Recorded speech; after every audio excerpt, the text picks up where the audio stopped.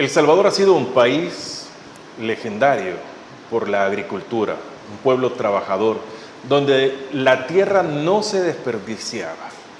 Pero hemos caído en aquel momento en el que no cultivamos la tierra está ociosa, preferimos esperar las remesas y ya no trabajar en el campo. La agricultura ya no es una prioridad en ningún aspecto. La ganadería poco a poco también va disminuyendo.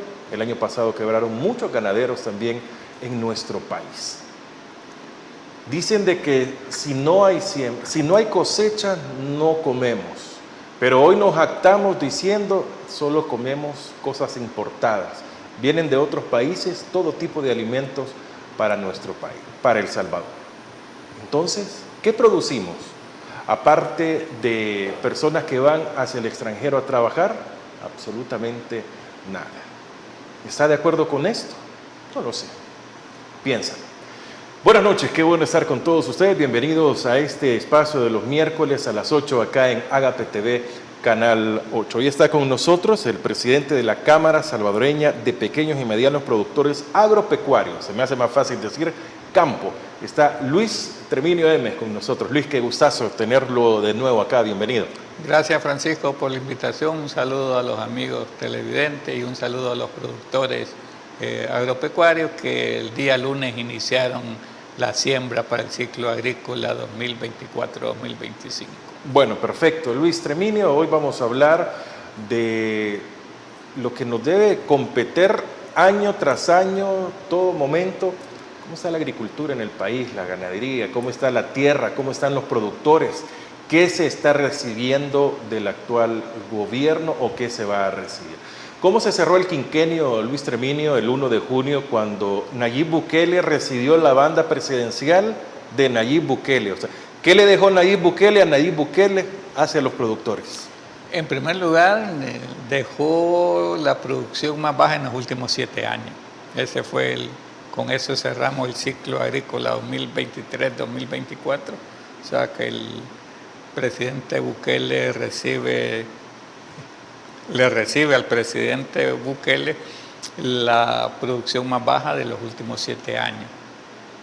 En gran parte nosotros atribuimos este problema a falta de políticas de parte de las autoridades del Ministerio de Agricultura, falta de política o falta de voluntad política de la Asamblea Legislativa en cuanto a legislar algunos decretos o leyes en beneficio a nuestro sector. Nosotros, por ejemplo, desde el 2022 venimos solicitando la exoneración del IVA a los insumos agrícolas. Hasta el momento no se ha dado la exoneración. En el 2021 se hizo un sinnúmero de medidas económicas supuestamente para beneficiar al sector agropecuario, pero en vez de beneficiar al sector agropecuario, lo perjudicó porque exoneraron los aranceles a los insumos agrícolas que ya estaban exonerados, ya el Tratado de Libre Comercio los había dejado a cero. Exoneraron los productos provenientes de los países centroamericanos como frutas y hortalizas y por decreto o por ley de la República todos los productos provenientes de los países centroamericanos entran libres de arancel también. Entonces no hicieron nada. El problema que hicieron fue que exoneraron al maíz del arancel. El maíz es el único producto que tenía arancel y esta fue toda una lucha que hizo el sector productor de maíz cuando se estaba dando el Tratado de Libre Comercio. Nosotros exigimos en ese momento al ministro en turno que negociara la protección del maíz salvadoreño. El Salvador fue el único país que dejó protegido el maíz, o sea que para ingresar el maíz aquí a El Salvador, proveniente de cualquier país del mundo, tenía que pagar el 20%. Esto venía a beneficiar al productor porque por lo menos tenía la posibilidad el productor de competir, no de una manera tan desigual como puede competir ahora, porque las importaciones tenían que pagar arancel, por lo tanto se elevaban un poco el precio de esas importaciones. Al no tener ese arancel, el productor queda protegido completamente y lo ponen a competir contra maíz que viene de los Estados Unidos, que es mucho más barato que el maíz producido aquí en El Salvador. ¿Y cómo se da eso de que producir en otro país es más barato que...? Lo que pasa que, por ejemplo, en los Estados Unidos el productor tiene un 60% de subsidio. O sea, el gobierno le subsidia al productor un 60%. Aquí el problema es que el subsidio que da el gobierno era el 5%, ahora con la tarjeta bajó al 4%, entre el 3.5% al 4%, o sea que bajó un punto todavía el subsidio que da el gobierno. Hablemos, Estados Unidos entonces da más beneficio al productor. Da beneficio al productor, le da todas las garantías que tiene el productor, además que hay un seguro un seguro agrícola que el gobierno se encarga de cubrir ese seguro agrícola, y por lo tanto el productor, puede haber desastres naturales, pero el productor no es afectado porque el gobierno se encarga de asegurar su cosecha. El agro en general en estos 5 años. El agro en general en estos últimos 5 años está bastante mal. Estamos en una crisis como sector agropecuario. Incluso nosotros estamos diciendo que es de no hacer, si el presidente Bukele en este quinquenio no hace nada, prácticamente el agro salvadoreño desaparece. ¿Desaparece por qué? Porque el problema del agro salvadoreño es que el promedio de los agricultores es de 63 años actualmente.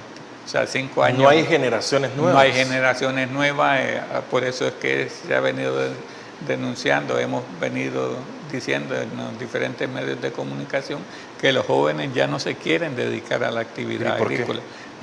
Falta de incentivo, o sea, no hay incentivo, ellos sencillamente no necesitan que alguien le diga, mira, la agricultura no es rentable, sino simplemente vuelven a ver a sus papás, a sus abuelos, que se han dedicado toda la vida a producir y no han salido de la pobreza. O sea que año con año se pierde.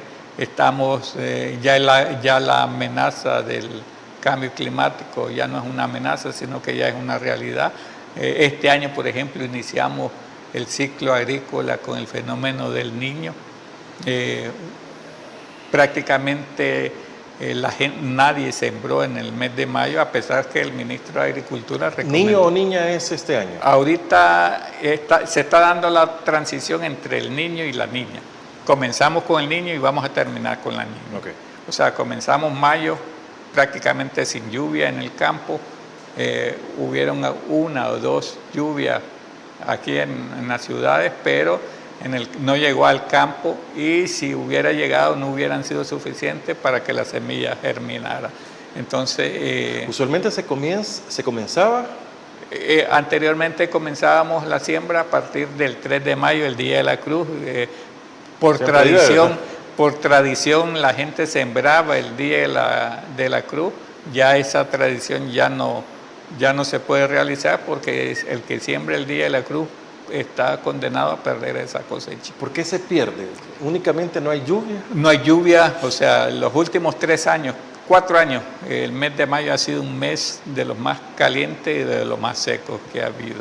Y nosotros como campo hemos venido recomendando desde hace 4 años que la gente ya no siembra en mayo, que siembra en junio. Por ejemplo, la gente que los hizo caso o que siguió nuestras recomendaciones el año pasado, no perdió. La gente que siguió las recomendaciones del ministro de Agricultura de iniciar la siembra en mayo perdió prácticamente, porque mayo el año pasado comenzó, no hubo mucha lluvia, entonces tuvimos un periodo de sequía bastante fuerte, y los que no perdieron al final la semilla,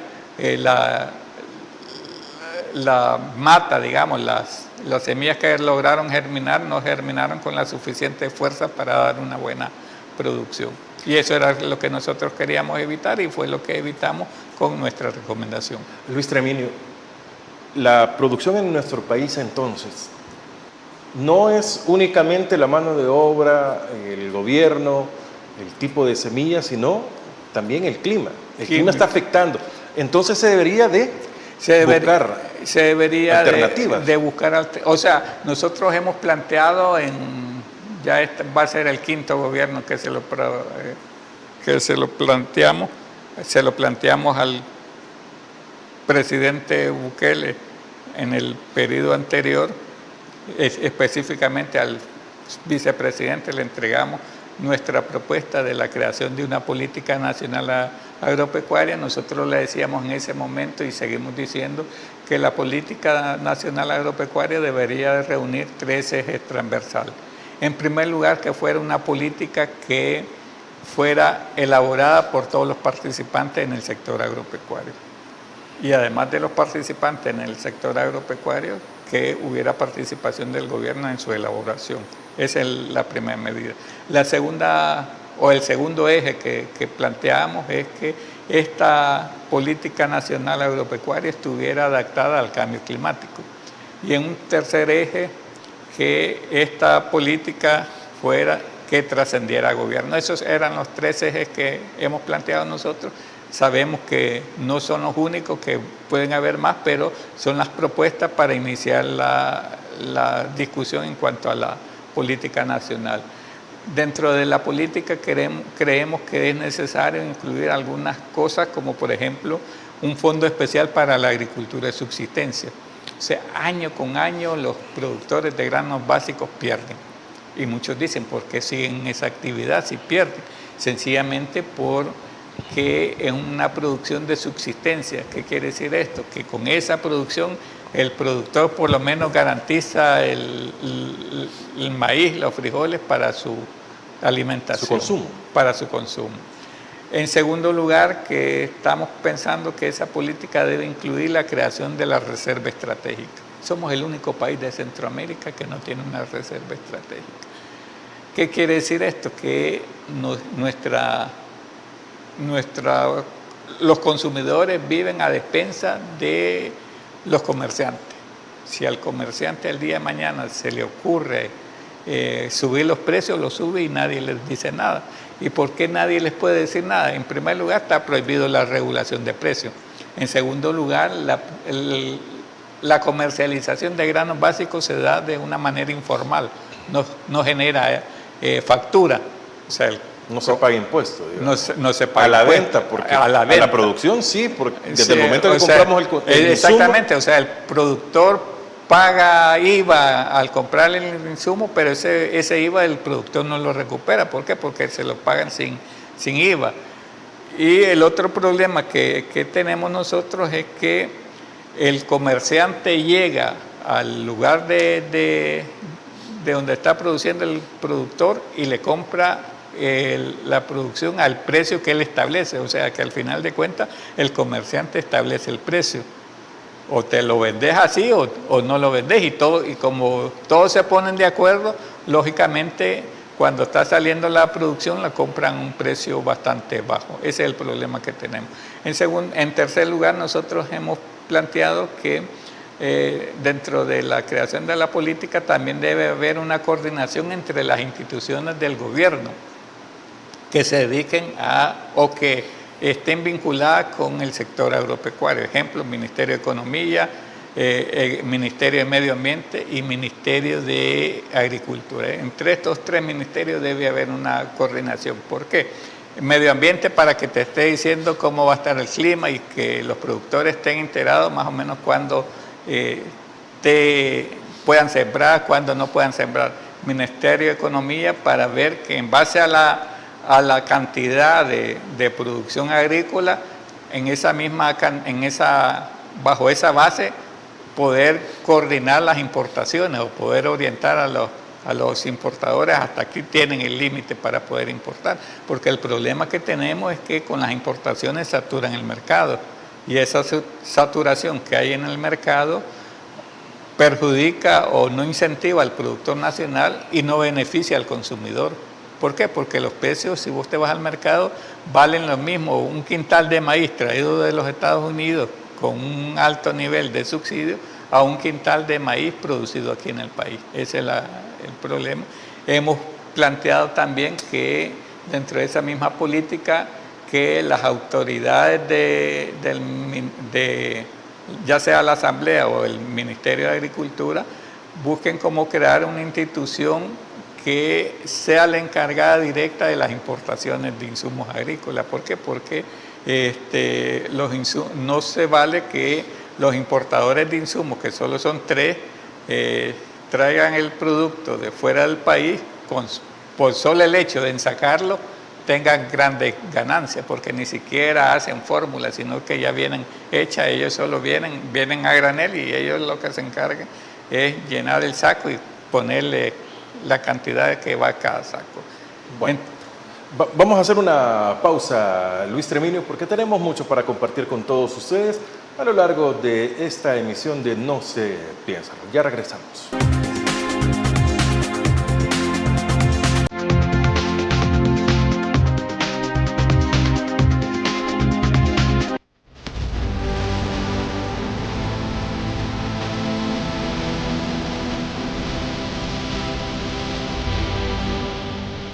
Nuestro compromiso, nuestra pasión, son algunas de las cosas que nos caracterizan como salvadoreños.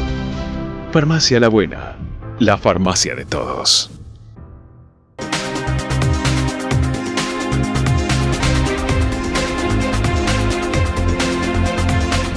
Buenas noches, gracias por continuar con No sé, piénsalo. Todos los miércoles a las 8, acá en el 8, usted puede compartir, puede ver, puede estar con nosotros, al igual que en 106.9 FM Radio en transmisión simultánea. Está con nosotros Luis Treminio, él es de la Asociación Cámara Salvadoreña de Pequeños y Medianos Productores Agropecuarios, conocido como Campo. Luis, el lunes comenzó se llama a que siembre la población. ¿Qué capacidad vamos a tener este año? La proyección. La proyección de este año es mucho menor que la proyección que teníamos el año pasado. Y que la del año pasado fue menor que la del año pasado. La del año pasado fue mucho menor que la del año anterior. El año pasado, por ejemplo, la proyección fueron de 19.8 millones de quintales, 19.8 millones de quintales en los 4 granos básicos, y al final tuvimos una producción de 17.2 más o menos, o sea que tuvimos una pérdida de más de casi 2 millones de quintales. Este año las proyecciones son de 17.6 en granos básicos. De esos 17.6 de granos básicos, 19.980.000 son de maíz. Si lo comparamos esa cantidad en relación al consumo, el consumo es de 18.800.000 quintales, o sea que vamos a tener un déficit, o se está planteando un déficit en esta proyección de 5.820.000 quintales. En el caso de sorgo, la producción que se está proyectando es de 2.100.000 quintales y el consumo es de 2.900.000 quintales. Estamos hablando de un déficit de 800.000 quintales.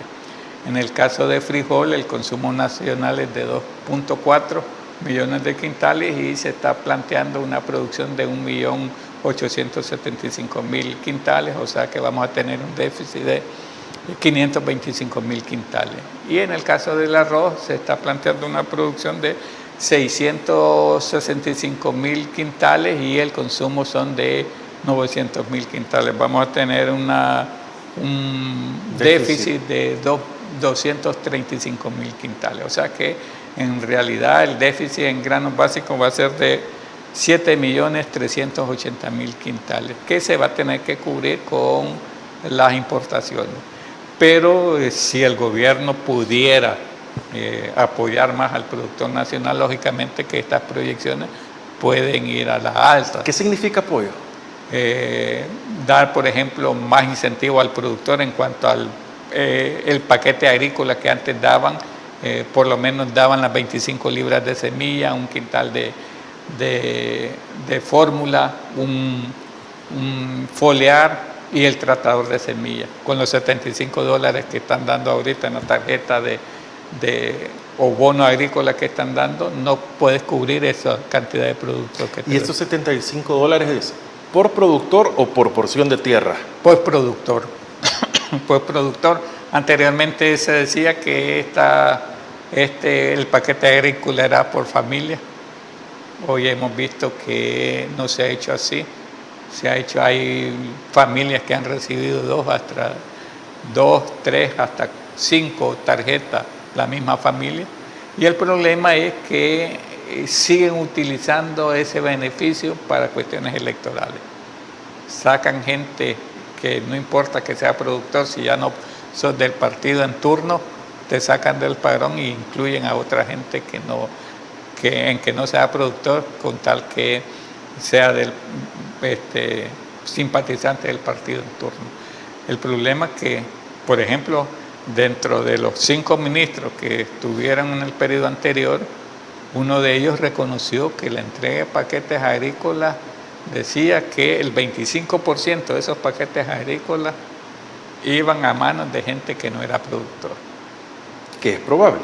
Que es probable, o sea, y además de eso, era mucho más complicado vender o comercializar el paquete agrícola porque la gente lo iba a recibir. La tarjeta es mucho más sencilla comercializarla.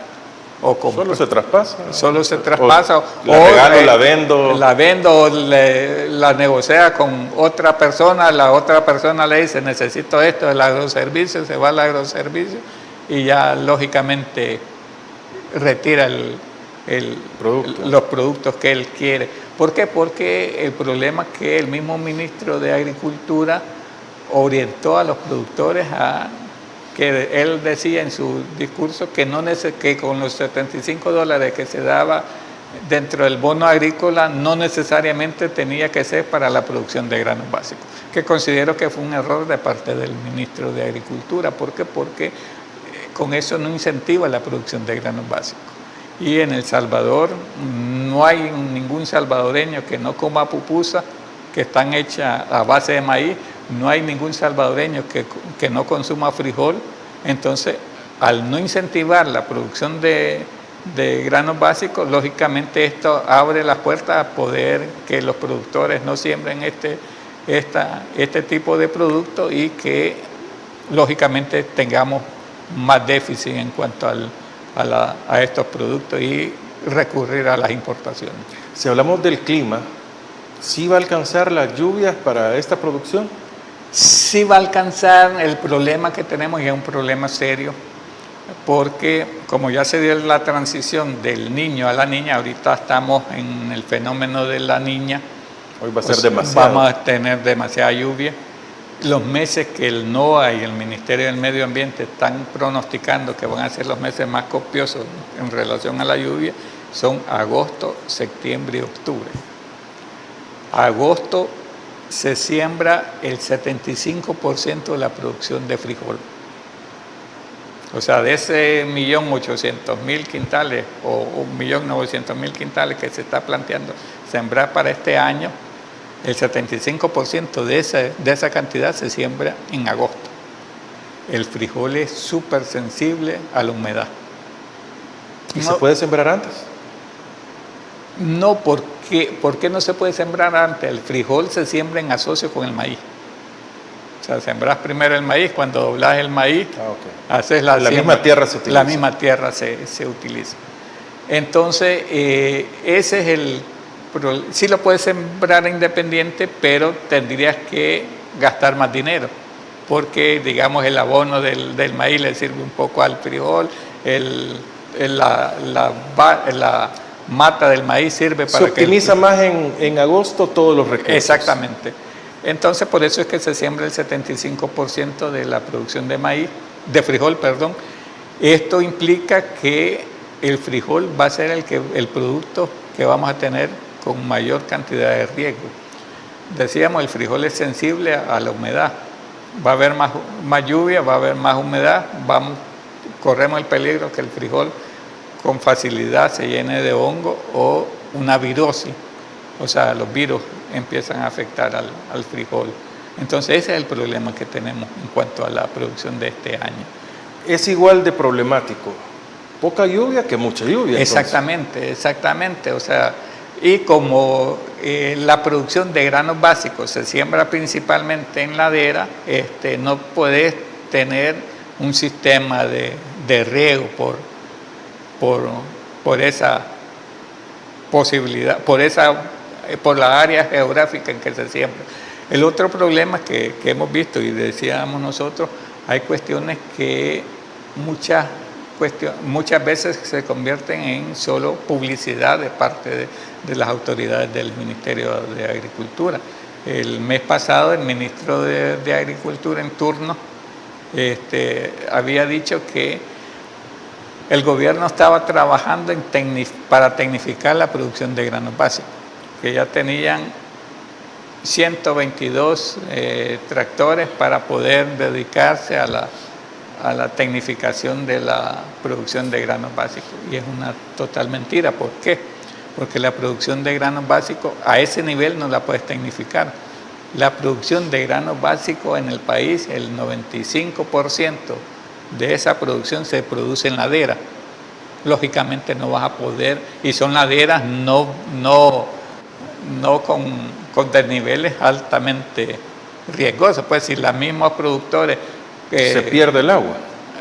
Exactamente, entonces ese es el problema, que no puedes meter una máquina, por ejemplo, a arar los cerros esos donde se siembran los granos básicos. Entonces al final de cuentas se convierte en solo publicidad. El mismo ministro de Agricultura, que en ese momento fungía como viceministro, en un programa de la tele, empezó a decir que estaban produciendo una semilla que producía entre 15 y 20 toneladas por manzana, que es totalmente falso, ni el transgénico produce eso. Después corrigió y dijo que iban a producir 140 quintales por manzana de esa variedad, que de esa semilla iban a dar este año.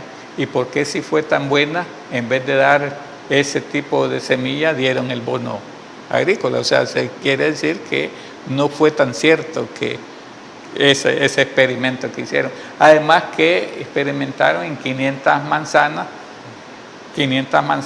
completamente en áreas planas, que no es la característica de la producción agrícola de granos básicos. Eso por otra parte. Entonces, si hubiera sido tan cierto, yo creo que todo el país lo hubieran inundado con esa variedad de semillas. Y total que decidieron no dar paquetes agrícolas. Bueno, qué interesante, qué revelador, pero también qué preocupante lo que nos depara para la producción de este año. Hacemos una pausa, ya regresamos con más de No sé, piénsalo.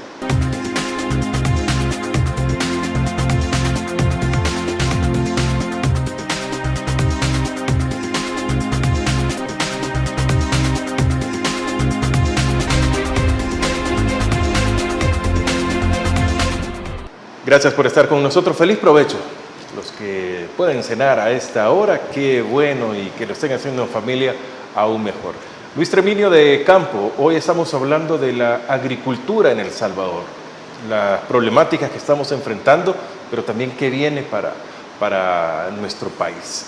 Bueno, ¿qué pasa con este déficit que tenemos de quintales, de la producción que se hace en nuestro país? Si no lo tenemos, importamos, pero cada año se importa más. ¿Para dónde va la agricultura realmente en El Salvador, Luis Treminio? O sea, año con año vamos en disminución, año con año va escalando más y más las importaciones, a tal punto que el año pasado El Salvador se convirtió en el país de Latinoamérica que importa mayor cantidad de maíz de los Estados Unidos. ¿Eso hace más caro el producto? No necesariamente. Debería ser más barato. Debería ser más barato, ¿por qué? Porque el comerciante puede comprar el producto mucho más barato que aquí. ¿Por qué? Porque al tener subsidio de parte del gobierno, los productores pueden darse el lujo de vender más barato. Entonces no es mecánico eso, que si importas vas a poner más caro. Un quintal de maíz traído de los Estados Unidos les cuesta al comerciante ya puesto en sus bodegas $11. El año pasado al productor se lo pagaron a 15, o sea, $4 arriba.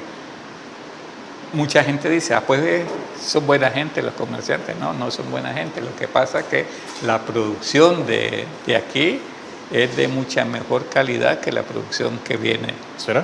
Sí, ¿por qué? Porque es producto que ya tiene 4 años como mínimo de estar en bodega en los países no productores. es, digamos, el producto de la última o penúltima cosecha. No, sino que los países productores tienen sus bodegas y van sacando conforme la demanda y van sacando los productos más viejos y así van metiendo para meter el producto nuevo.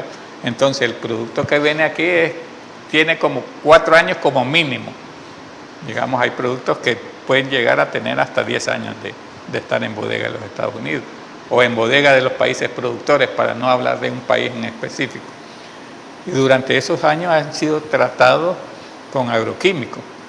O sea que al final venís consumiendo solo el bagazo del maíz, ya no tiene mucho nivel nutritivo y además con la agravante que tiene una gran cantidad de agroquímicos.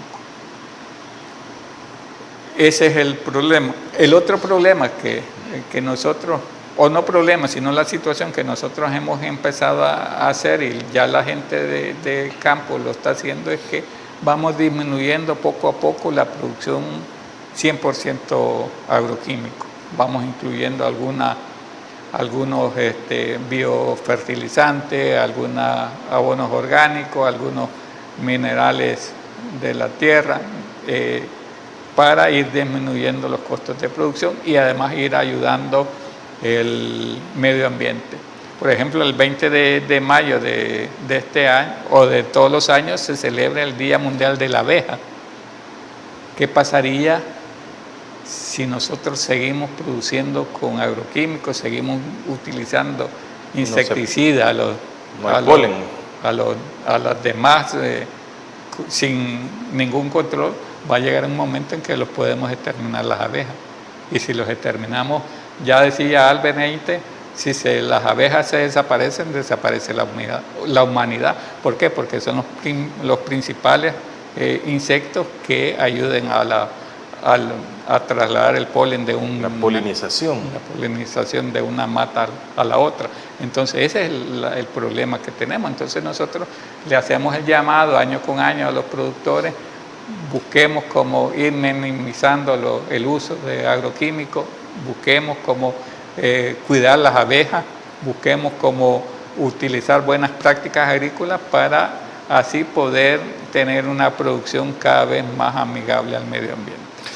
¿Qué producimos nosotros? Si por lo menos lo que yo veo es que todo viene de Guatemala, cierran la frontera y todo se pone más caro y se desabastece. En relación a las frutas y hortalizas y verduras, producimos solo el 10% de lo que consumimos.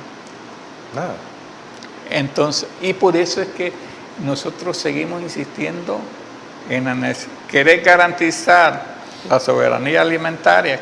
¿De qué manera la garantizar? Creando la Política Nacional Agropecuaria. Una política nacional agropecuaria es indispensable para garantizar la soberanía alimentaria. ¿Por qué? Porque te vas a dar cuenta dónde tenés debilidades. Ya sabemos que tenemos debilidad en cuanto a las frutas, hortalizas y verduras, que hay que buscar cómo diversificar nuestra producción agrícola. Hay que buscar desde el gobierno apoyar al sector agropecuario para ir garantizando no solo la producción de granos básicos, sino la producción de verduras. Por ejemplo, en el 2021 la producción de granos básicos abasteció el 100% del consumo nacional y todavía tuvimos un excedente. En el caso de maíz, por ejemplo, de casi 3 millones de quintales. En el caso de frijol tuvimos 200.000 quintales de excedente. En el caso del sorgo, Para cubrir El Salvador. para cubrir la demanda nacional.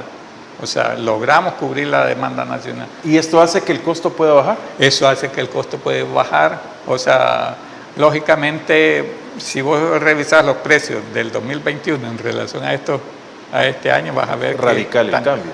Tan radicalmente el cambio. ¿Y por qué? Porque el 2021 se garantizó el consumo nacional de granos básicos y sin mucho apoyo de parte del gobierno.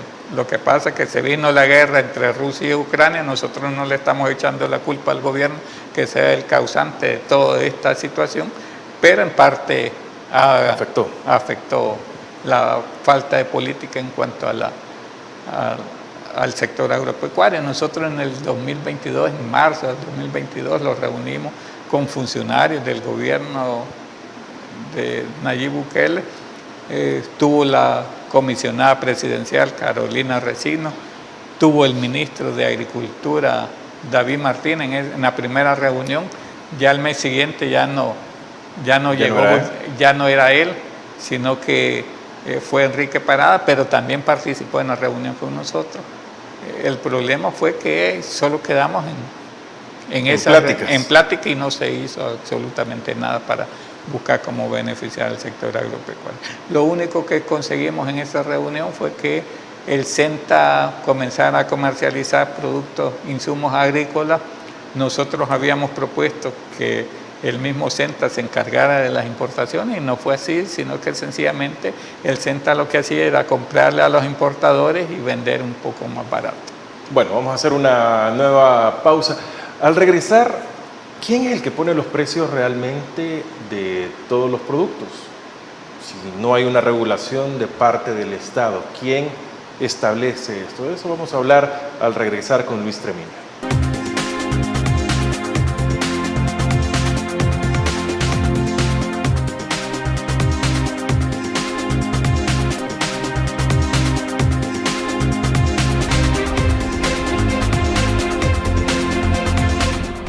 Qué bueno que usted continúa con nosotros. La idea es que esta plática no se quede en esta emisión únicamente. Para eso lo tenemos en redes sociales, en Facebook y en nuestro canal de YouTube. Puede buscarnos como Mix de Medio. Ahí nos va a encontrar y también en las redes sociales de 106.9 FM Radio y por supuesto de Agape TV Canal 8 para que lo pueda reproducir, platicar, compartir con todas las personas que seamos más conscientes de la situación que está pasando en nuestro país. Si la producción es alta, baja, si importamos, ¿quién establece el costo de cada uno de los productos, Luis Tremini? El costo lo establece el costo de producción, pero el precio al consumidor lo establece el comerciante. ¿Y quién es el comerciante? ¿No es el mismo productor? No es el mismo productor, el productor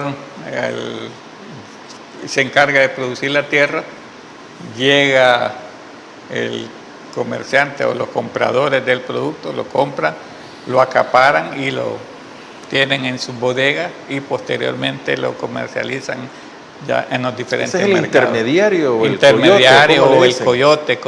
Que ese es el que realmente afecta. ¿O es el que establece el precio al productor? Establece el precio al productor y establece el precio al consumidor. La Constitución de la República te prohíbe la regulación de precios. Y por eso nosotros decíamos que con la reserva estratégica podés conseguir dos cosas principales. En primer lugar, tener productos para cualquier fenómeno natural y en segundo lugar, poder regular el precio sin necesidad de hacerlo de una forma impositiva, sino hacerlo a través de jugando las mismas reglas del mercado, oferta y demanda. Se escasea el producto en el mercado, sacas de la reserva y poder regular el precio. Los países de Centroamérica, Nicaragua, Guatemala, Honduras lo hacen con su reserva estratégica.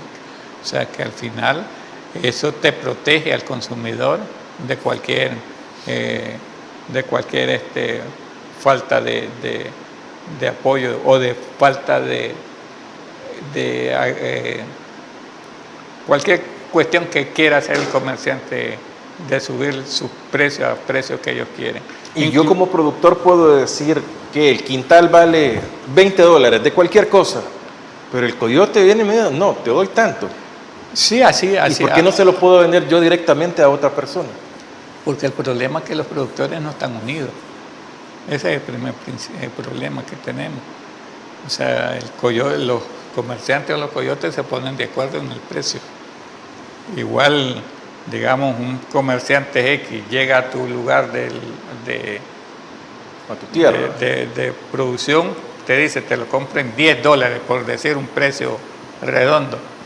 No, le decís, voy a esperar que pase el otro y te ofrece los mismos $10. Y ya si pasa un tercero, ya no te ofrece 10, te puede ofrecer menos. Entonces ese es el problema que tenemos, que no hay una regulación en cuanto a los precios. O sea, al final de cuentas los Y precios, este mismo que compra en 10, lo puede vender en 15, 16, 17. lo puede vender, no, lo vende en 10 o 15. Si te fijas, los meses que puedes encontrar productos más baratos son los primeros 3 meses o 2 meses del año, enero y febrero. Diciembre, enero y febrero. ¿Por qué? Porque está saliendo la producción, entonces el comerciante baja precio y te dice, en el mercado está tanto, te lo compro en tal precio. A partir de marzo comienza a subir. Marzo y abril sube un poco, mayo se desploma el precio. ¿Por qué? Porque en mayo el productor ha guardado un poco de producto para tener el dinero o tener el producto para poder comprar los insumos agrícolas, vende ese producto y compra los insumos agrícolas. Lo mismo sucede con los agroquímicos, con los abonos. Los meses de enero, febrero y marzo están bajos. Todavía abril puedes tener precios bajos en los insumos agrícolas. En mayo empiezan a subirse. ¿Por qué? Porque empieza la demanda de los productos. Entonces los comerciantes o los importadores se encargan de subir el precio cuando ellos quieren. Se ha hablado constantemente en muchos gobiernos de que debería devolver el IRA para que esto se arregle. ¿Será viable? Sí. Nosotros no le damos el nombre del IRA por todas lo satanizaron la cuestión del IRA. Hablar del IRA era hablar de corrupción. Nosotros, en vez de hablar del IRA, estamos hablando de la reserva estratégica, que es algo similar a lo que funcionó como IRA, pero que esté en manos del gobierno, que sea el gobierno que controle esta dependencia o esta institución que se crea, porque el año pasado se dio el decreto el decreto de comercialización integral de productos agrícolas, donde iban a haber centros de abasto y centros de acopio. El problema es que al inicio la ley estaba más o menos diseñada con algunas ventajas para el productor. Se había hablado que esa misma ley establecía una junta directiva, que dentro de la junta directiva iba a haber la participación de los productores para poder negociar precios y todo eso. Iba a haber regulación de precios. Se fue al Ejecutivo la ley así. El Ejecutivo hizo la observación que la Constitución estaba prohibida la regulación de precios, por lo tanto, que el decreto así no pasaba. Corrigieron eso, pero además le hicieron otras reformas a la ley. La primera reforma que le dieron fue que ya no iba a haber una junta directiva en esa institución que se iba a crear, sino que iba a ser un gerente general. Ya no iba a haber participación de los productores. Pero además, esa institución tenía la facultad de poder crear sociedades anónimas.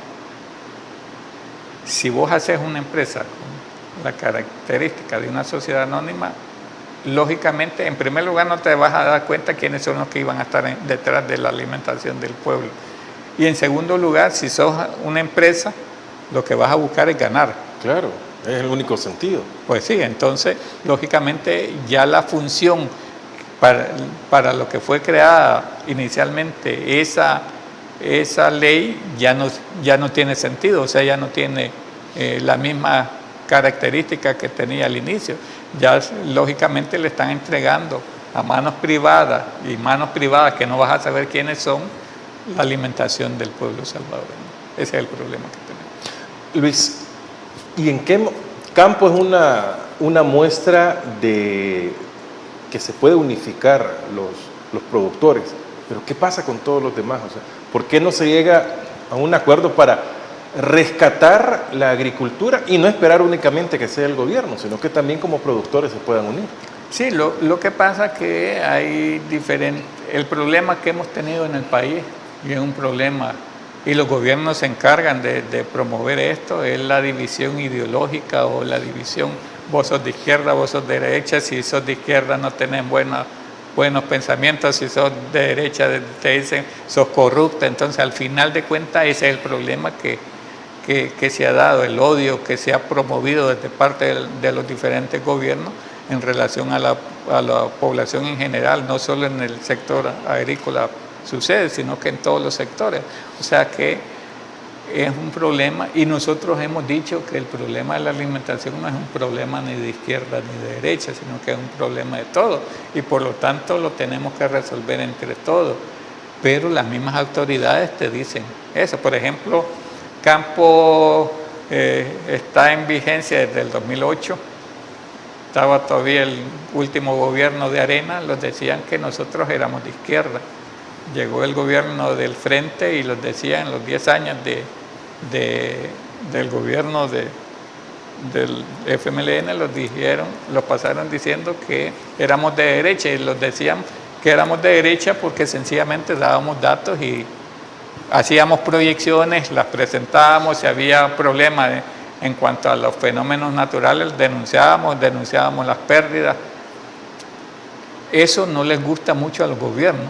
O sea, a los gobiernos no les dice que, por ejemplo, un ministro de Agricultura del Frente, el último ministro que tuvo el Frente, los dijo que eso era ser como vaticinadores de malas noticias, y que eso generaba una alarma en el mercado y que por lo tanto había que no dar esa información, que esa información se manejara solo desde un punto de vista oficial. Si ellos no decían nada, nosotros no podíamos decir nada.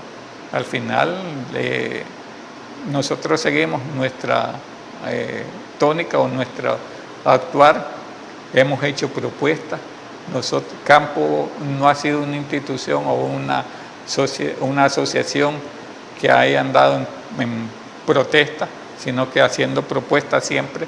Y es nuestra lógica y nuestra razón de ser. O sea, hemos dicho desde que surgimos, vamos a surgir como una gremial que va a hacer propuestas, y seguimos bajo esa lógica. Este gobierno, por ejemplo, les dicen ustedes son más de lo mismo. Al final, si vos criticás, en este país pareciera ser que no hay permiso para hacer críticas, porque ya te pones mal con los gobiernos, y ese es el problema histórico que ha habido. Y este gobierno pensábamos que se iba a superar, pero al final sigue siendo lo mismo. O sea, te critican, hay un sinnúmero de gente que se dedica a esa actividad si estás diciendo algo, y nosotros lo hemos dicho y decimos siempre en nuestros datos, no por cuestiones políticas, sino por cuestiones de la realidad en que se está dando. Si esto va a beneficiar al gobierno, no importa, nosotros lo decimos. Si esto va a perjudicar al gobierno y no entendemos de dónde lo va a perjudicar o por qué lo va a perjudicar, si es una realidad que se está viviendo en el campo. Bueno, vamos a hacer una nueva pausa para venir con la parte final en No sé, piénsalo.